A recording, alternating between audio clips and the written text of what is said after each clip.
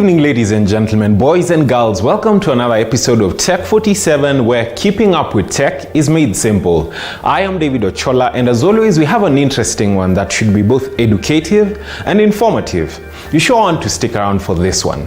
In today's episode, we put YouTube Music and Spotify head to head and finally settle on which one you should settle for. We attempt to explain, like tech-splain, two technical terms that are often used in tech development, and we talk to an innovator who is changing the tech space in Kenya, which will blow your mind. This will be a good one.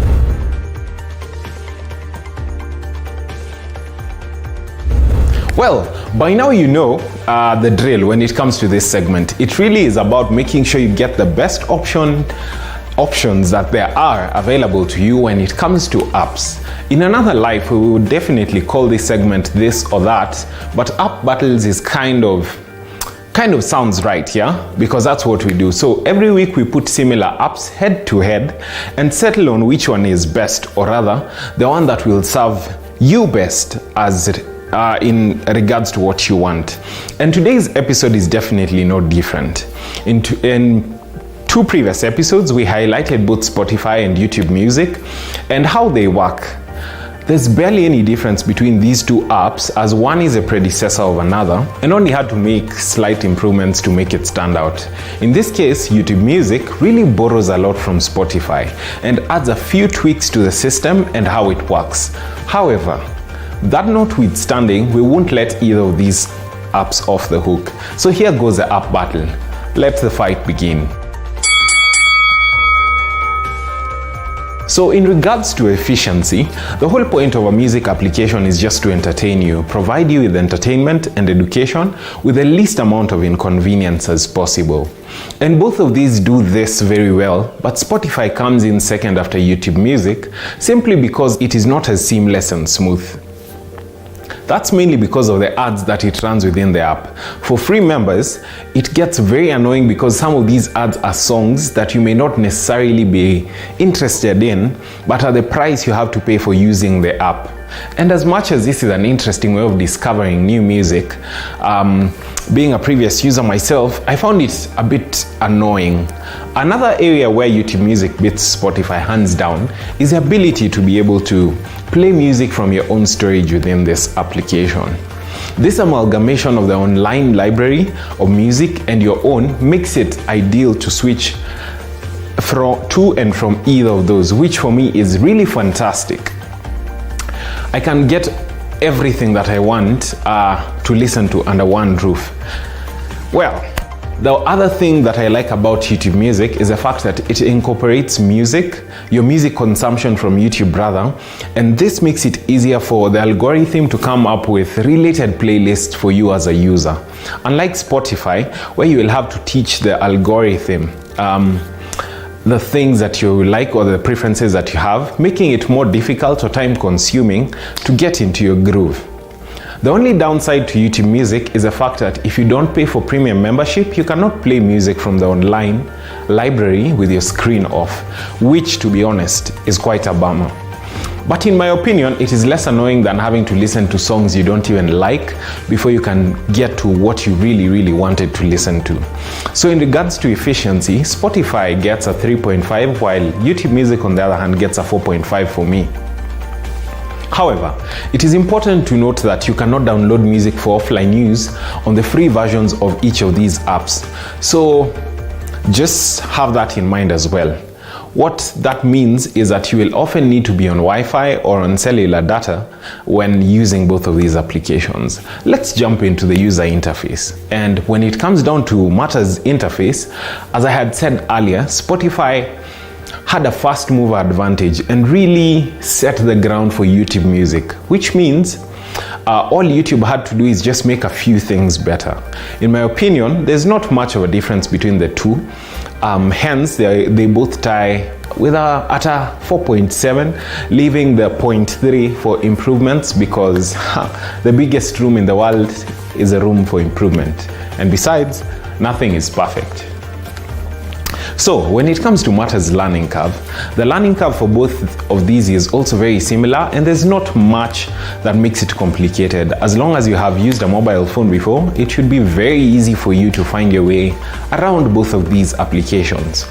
Both would get a 5, but Spotify gets a 4.5 because learning the payment methods and the options they have can be a bit of a challenge, especially when it comes to the free version. If you are like me, the first time must have been very confusing when you selected a song and a different one began to play. This for me is just something I have never gotten over to this day. Hence, in this category, YouTube Music just takes the day for me. When it comes to matters storage, both of these aren't doing so badly considering the fact that they are entertainment apps. They both hold up really well and do not require too much space to install. Spotify stands at 27 MB with YouTube Music at 17 MB. These numbers aren't so bad. However, the storage they end up taking really depends on how much music you download for your offline usage. So just be aware of that aspect as you choose which one to work with. On this one, both really take a 5 home, in my opinion.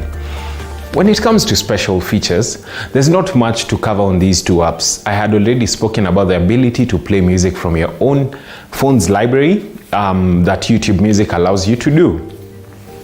But apart from that, they are both just basically the same thing, so to say. But since one has an edge over the other, YouTube Music takes this one with a 2 versus a 0 because honestly, Spotify has nothing special in this regard. And our total tally most definitely has YouTube Music winning, if I am not wrong. And rightly, to be honest.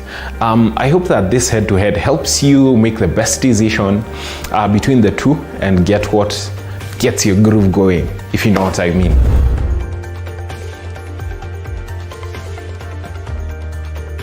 Formula One has become a popular sport in Kenya, with thousands of fans tuning in to watch the spectacular motorsport event. With that in mind, the FIA has found a way to bring Formula One to Kenyans. How? By building Africa's first Formula virtual racing experience. My name is Christine Nganga. I'm the Assistant Recreational Manager at the Village Market. I've been at the Village Market for 4 years now.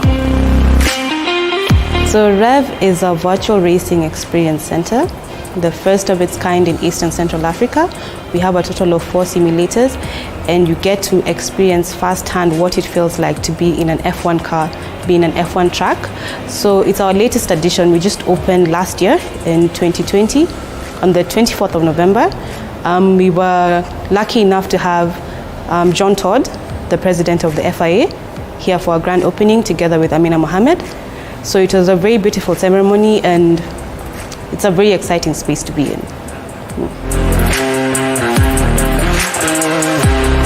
My name is Rogers Chayuga. I'm one of the technical engineers at Formula One REV Village Market. We deal with a variety of things and issues that arise normally during the day as clients are coming to race. We have different kind of racing. You can either choose to do racing against your own time or against your friend or a colleague. So we've got different things that you're going to encounter inside the simulator, especially the steering wheel and the pedals. The pedals, on the right side of the pedal, we have the gas. That's the accelerator, some people call it that so. And we have the brake. The brakes normally is very hard. That is because you don't confuse yourself and engage the brake when you're supposed to engage the accelerator. Then on the steering wheel, you can either choose to do either manual car or automatic car.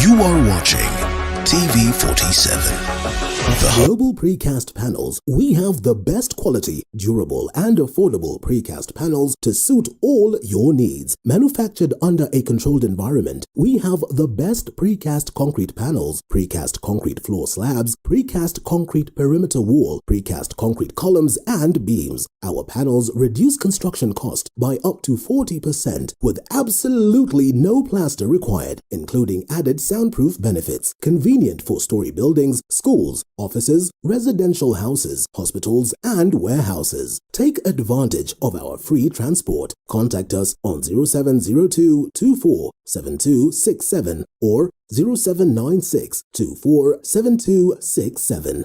Global Precast Panels Limited, your reliable option for efficient construction. These are the sights and sounds of a working nation. There are no shortages to remarkable ideas. What's missing is the will to execute them. You need to stay relevant. If you don't, you're going to fade off.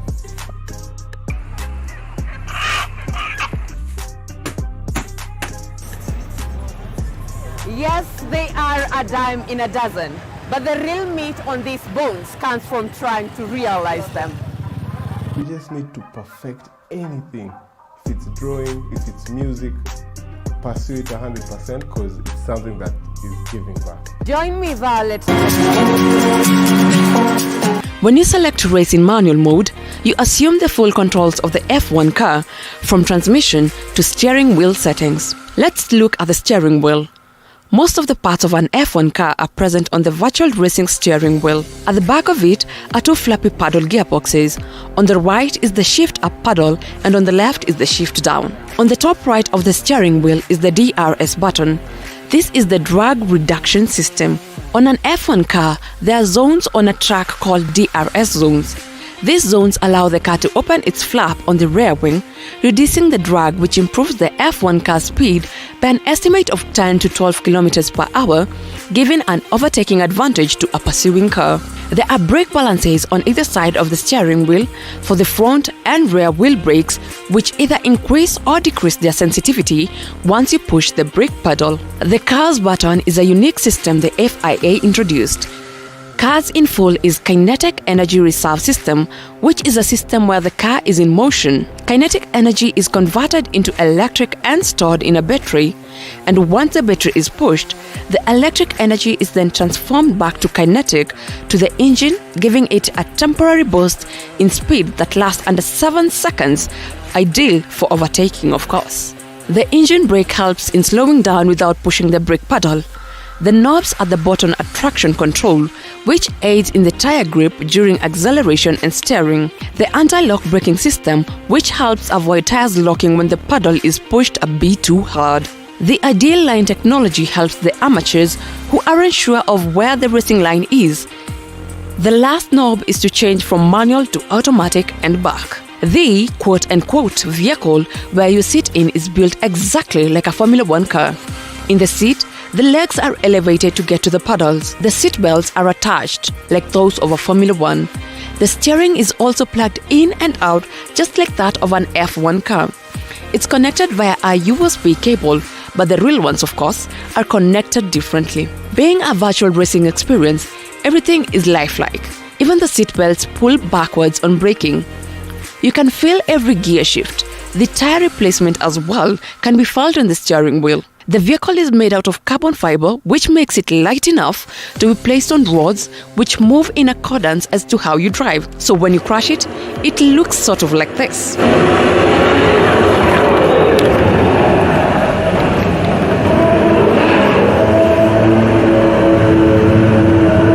Normally, we advise people to go do their research, what they're supposed to do. Maybe they can practice whatever they can do, or maybe on the PS or anything else. Then they come. My work is to show you where they are, but not to show you what to do with them, because you can't learn the functionalities at the same time try to race. So that is what you normally do. The simulator runs on a computer, which is built to sustain the heavy simulating software, which is Assetto Corsa. Assetto Corsa is one of the best game developers in the world, as we all know right now. and we are using Formula 1. This is currently Formula 1. Actually, we have Formula 1, Formula 2 and Formula 3, but we have Formula 1. Formula 1 is currently the best. This software has all the F1 tracks present, as well as setups for F2 and F3 as well. The computer houses a 32 GB RAM and NVIDIA processor, which are ideal for comfortable, intense virtual racing. Actually, it is said, according to those people who are professionals who come and race here, they're saying it's 99% real.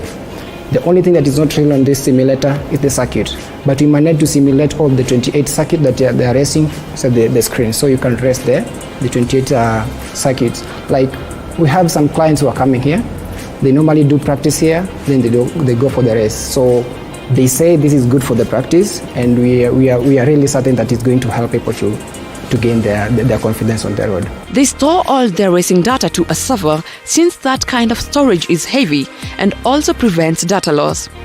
It also helps in retrieving data to professionals who will want to analyze their races, as they also host tournaments for drivers to participate in. So when you have to race, you have to connect it to the server. And the server is where we are going to collect all the data. For you to collect all the data, the machine has to be at par. So technically by that, we have an intranet that is going to connect us. All the machines are connected to the same server. That means we don't have like a very good specifications for one simulator, because they're all calling from the server. The server is the one that is going to be the mother of everything and the central place of everything. Currently what you are doing, you can come, you want to race your friend or maybe somebody else that you're betting with. We connect to the same server. You're going to race. You're going to connect to on our very big screen that is going to give our viewers a wider view. So far, they haven't faced any technical issues when it comes to maintaining the system. Technical, that is what you do. And most of the time, sometimes, hardware, they're prone to, maybe they need replacement, maybe some reboot and everything. So we've gone through some training that is going to enable us to do anything that might arise in terms of technical side of this. And we are working on it. Currently, we are good. The training that we'll be given is super nice, and we are proud of that here. It is so refreshing to see how much technology is available in Kenya, and it's actually affordable. You can check their social media handles for their prices. I am Violet Njoki, and that was the What the Tech segment. What's that? Front end versus back end. In this segment of the show, we usually try and make tech terms as simple as possible for you as an everyday user of technology. Well, today's term is no different. Well, just a little more developer oriented. Just what do the terms front end and back end mean in the world of tech? So, here goes. First off, the front end of a website is what you see and interact with on your browser. Also referred to as a client side, as it includes everything the user experiences directly, from text and colors to buttons, images, and navigation menus. The backend, on the other hand, or the server side, is a portion of the website that you don't see. It's responsible for data storage and organizing data, and ensuring everything on the client end or the client side actually works. The back end communicates with the front end, sending and receiving information to be displayed as a web page. Whenever you fill out a contact form, for example, type in a web address or make a purchase, any user interaction on the client side, your browser sends a request to the server side, which returns information in the form of front end code that the browser can interpret and display. So that's basically what the front end and back end are and how they interact with each other. Today's words were rather simple to break down, or should I say they were simple to explain.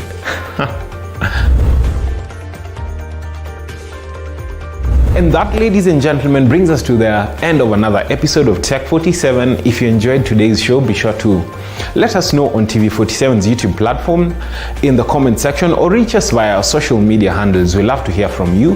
Be sure to tune in next week, same time, same place, right here on TV47, the home of Untold Stories. But right here on Tech 47, we make sure that every tech story is told because we are cool like that. See you and enjoy the rest of your viewing.